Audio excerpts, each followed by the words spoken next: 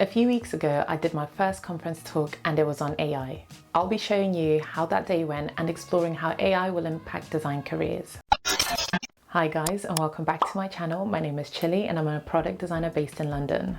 I have been away for a few weeks, but I'm now back to bringing you regular videos, I promise. On the 13th of September, I did a talk for the UX conference at the South Bank Centre in London. It was less of a talk and more of a presentation. The whole idea was that there was no pre-prepared slides, just live demos. The great thing about the live demos is that they take you through step by step how different products are built. There were great speakers from a variety of industries. I didn't get to see a lot of the other speakers because I was dealing with how nervous I was and making sure I was prepared. But one of my favorites was Ven Wong, who talked about designing for TV, and we watched her get a design ready to hand over to the engineers that was meant for television screens. My presentation was called Designer versus AI, where I went up against an AI tool called UIZard or Wizard, I don't know how to say it, in creating a design. We were given a prompt. I had 15 minutes to design, and the prompt was entered into the UI once I was finished. And then at the end, the audience would then vote who the winner was. So here's how the day went. This is me getting ready. I was so nervous.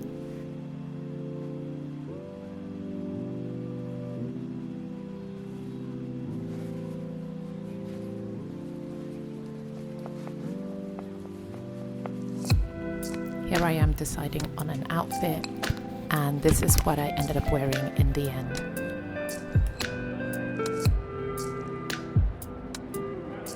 So I've just arrived at the South Bank Centre and I'm trying to find the artist entrance. I apologise for the shaky vlog content. I am used to filming in my studio, so this is new to me. So this is the back room, and here I am getting a sneak peek of the stage. I have a quick question for you. As a UX designer, how do you find web tool helps you compare to other prototyping tools? Yeah, that's a great question. So, firstly, I use a lot of Figma, probably 90% of the time. A few minutes before I go on, I've just been mic'd up.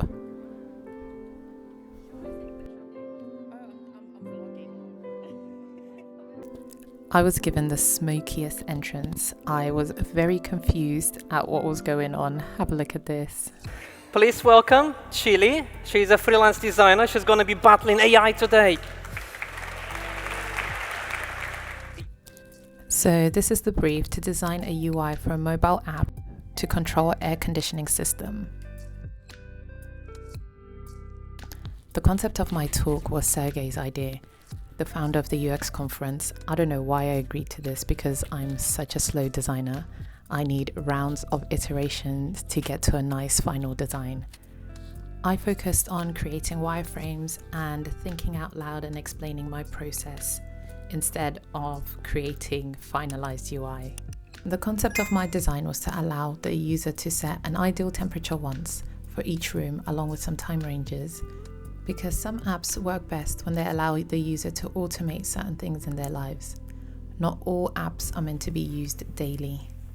So here is what the AI tool produced. At this point, I was hoping it did worse than me so that I win.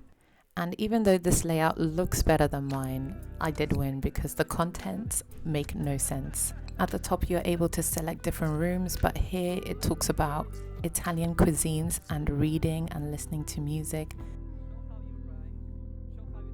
and also seeing how you ranked against your friends. Not sure what that means in terms of air conditioning. The audience then had a vote about who won. So 96% voted for me and 4% voted for the AI. So let's talk more about AI.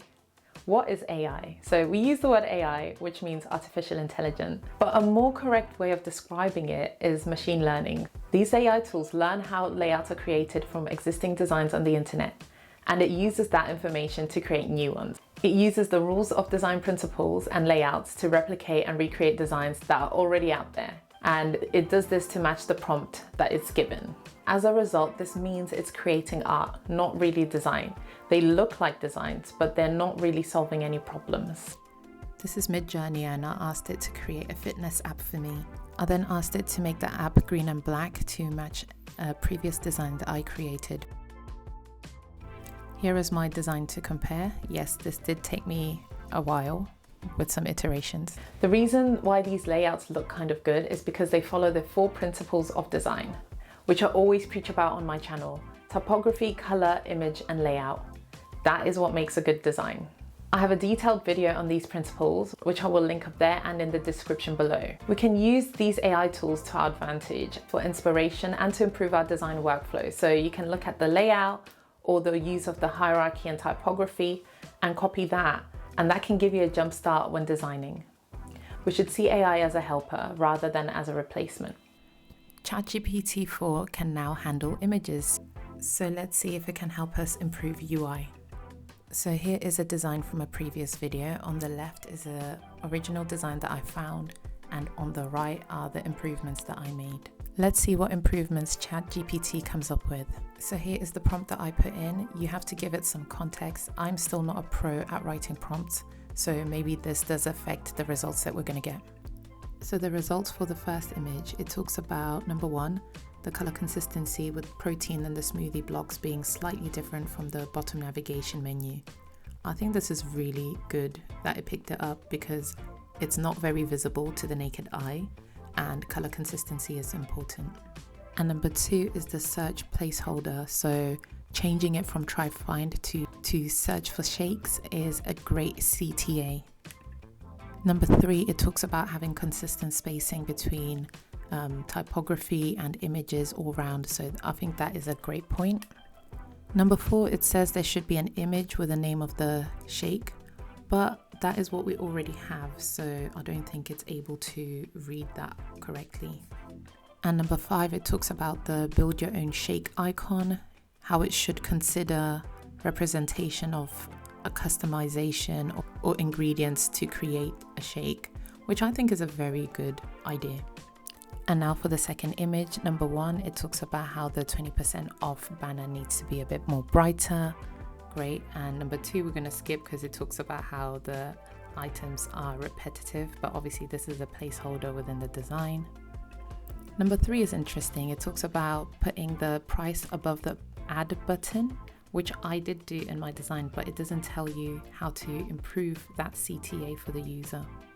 Number 4, it talks about increasing the size of the hearts, which I did the opposite of because I think it's currently conflicting with the add to basket button. Number 5, it thinks the icon next to protein shake is to change the list view. This is actually to filter, so it didn't quite read this correctly. Number 6, there needs to be better consistent in the spacing, which I agree. And number 7, there is no select state in the bottom navigation, so fair enough. So back to my design. I think ChatGPT did give some really good suggestions. However, it wouldn't be enough to improve this design in the way it needs to be improved. When these AI tools first started popping up earlier this year, there was a lot of fear, which is understandable because it has been a tough year for the tech job market. So seeing AI technology booming was daunting. A lot of people were worried about their future careers. UX is not just about designing layouts. Creating layouts and UI design are only one step of many within the UX design process. I have a detailed video that goes through the UX process, which I will link. Some of the best problems I've solved have happened outside the typical UI screen. For example, sending a set of emails or push notifications to help reach the goal. This also highlights where our strength is as designers. We are more than pixel pushers or decorators. Designers solve problems. Unlike AI tools, we are able to dig deeper into users' problems and understand other aspects of life that can contribute to these problems. AI can only give you what you ask of it. For us to be replaced, clients would have to know exactly what to ask the AI. And we've all had experience of clients who don't know what they want. The main takeaway from this is that for the time being, at the moment, AI is not going to take over our jobs. Until AI technology can help us observe users and help us understand why they make certain decisions, UX designers cannot be replaced.